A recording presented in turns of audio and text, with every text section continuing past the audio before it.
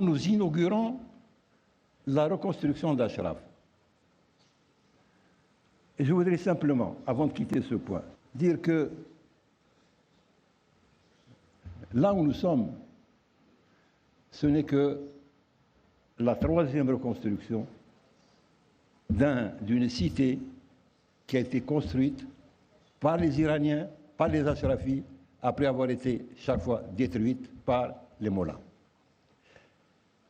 Et plus que la résistance, plus que les sacrifices, plus que cette capacité de renaître ou de faire renaître la résistance des destructions, ce que je retiens et ce que retiendra l'histoire, c'est que les Ashrafis incarnent et démontrent que la résistance iranienne, c'est bien sûr la résistance contre l'oppression, c'est bien sûr la lutte, c'est bien sûr les sacrifices, mais c'est aussi un projet culturel et civilisationnel.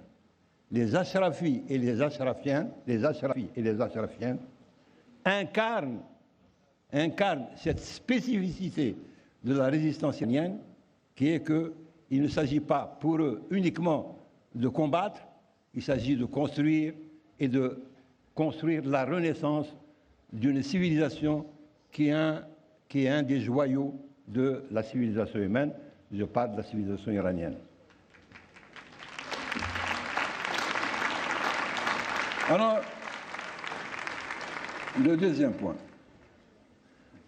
La problématique iranienne, c'est que nous avons affaire à une dictature religieuse qui est encore plus cruelle à celle à laquelle elle a succédé. Ce n'est pas de la dictature du Shah.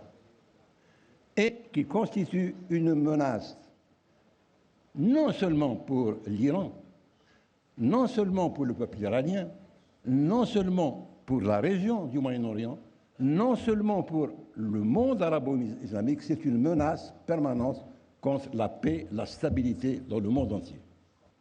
Il faut que nous posions les problèmes. Si on veut mettre fin à la menace que représente le régime, il y a une seule solution, c'est que ce régime disparaisse. Et qui peut faire disparaître le régime iranien? C'est la résistance iranienne. Et je vous remercie.